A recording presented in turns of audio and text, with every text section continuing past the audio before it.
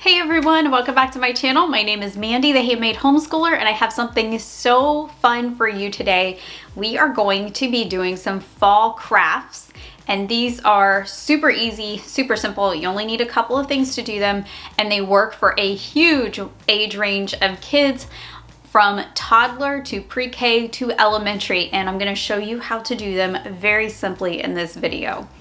First, I want to welcome you to my channel, and if you haven't yet, make sure you hit that like and subscribe button for all kinds of educational activities and all things homeschooling. And down in the description box below, I have a free group on Facebook just for you, for homeschooling parents or parents who just want to do more activities with their kids like this one. So come and join the group. It's absolutely free, and I will see you there. Let's get into this video. I'm going to go over really quick some of the things that you're going to need for these projects. Now, they might vary a little bit project to project, but we're going to be doing a lot of hand painting today, and I'm going to show you how simple and easy this is, and it's always a huge hit with preschoolers especially, but it's always been one of my favorite things to do with elementary age kids as well. So make sure that you get in on this. It is a lot of fun to do, and I challenge you to do this as well with your kids. So there's only a couple things that you need for most of these projects, and I'll go over them really quickly. I recommend some type of heavyweight paper, kind of like cardstock. So this is actually cardstock here, or construction paper. But my one thing with this is I recommend doing white paper because the colors will be more vibrant if you do them on white versus some kind of colored paper. I really like these Crayola washable finger paints, and these work really well for this project, and they wash off really well just in case your hands or clothes get stained. These typically wash off really well, so I like the Crayola ones. Some kind of larger paintbrush to paint hands with, and something that might be a little bit easier for you to work with so you don't have a tiny little paintbrush trying to paint a hand. Sometimes you like to use glitter. I don't know, a lot of teachers and parents hate glitter. I've always been kind of a glitter fan, so if it's your thing, go get some glitter. And some kind of jar with some water in it just so you can wash out your brushes. And of course, some kind of smock or apron. This is actually an apron, or just clothes that can get a little bit of paint on it and you won't have to fret about it. This first one is really simple, and we're just gonna make a pumpkin. For this project, we are only going to be painting this part of the hand, not the fingers. Although I have seen people do the fingers before, I think it's actually easier to do it like this. Okay, so you're just gonna start at the palm.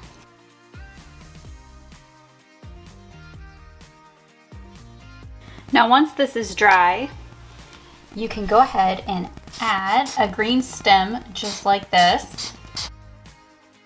And then you can even make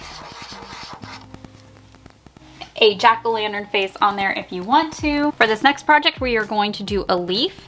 And for this one, you're going to paint the whole palm plus all of the fingers. Okay, once your child's hand is painted, you're going to turn it over. And you're going to press lightly and make sure that you get all of the fingers, all of the tips, and then help them just pull their hand up slightly. And you should have a handprint just like this. And now we're gonna wait for this to dry.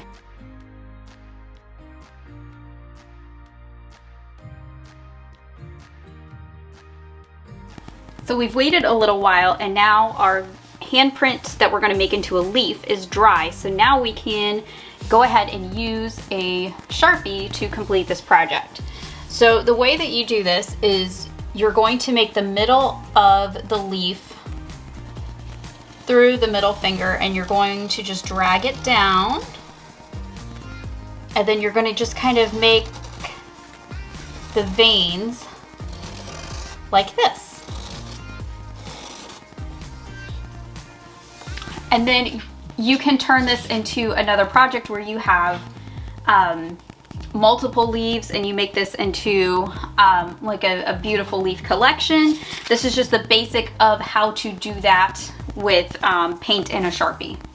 Up next, we're gonna make a spider.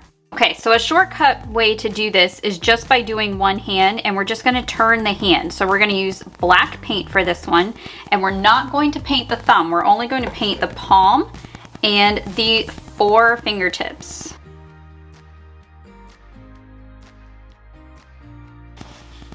And when your spider is dry, you can add googly eyes, and isn't it cute? And then you can cut out around it and make it a keepsake.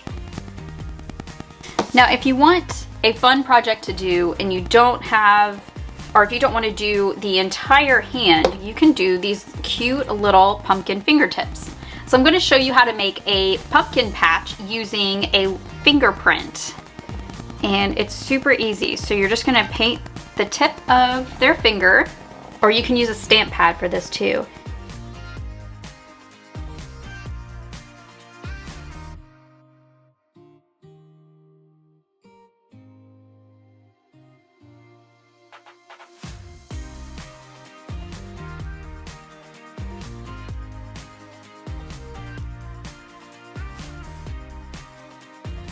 So to set this up for your kids after the paint has dried, you write their name at the top and pumpkin patch.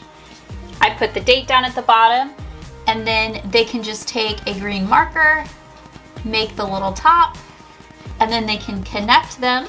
They can do them however they want. If they want to make a vine to connect,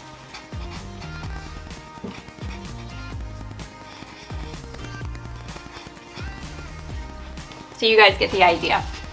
Super cute, super easy. Another easy one to do with just the fingerprint is spiders.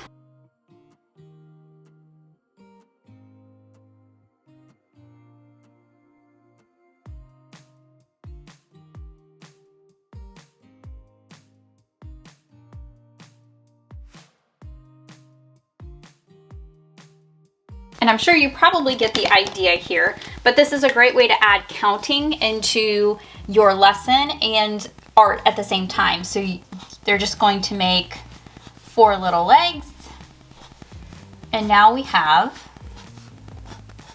spiders. And so now we have a cute little spider craft using fingerprints. This is always a really fun one. We are going to make a ghost, and we're just going to paint the hand. And we're going to paint the whole hand, all the fingers and the thumb for this one.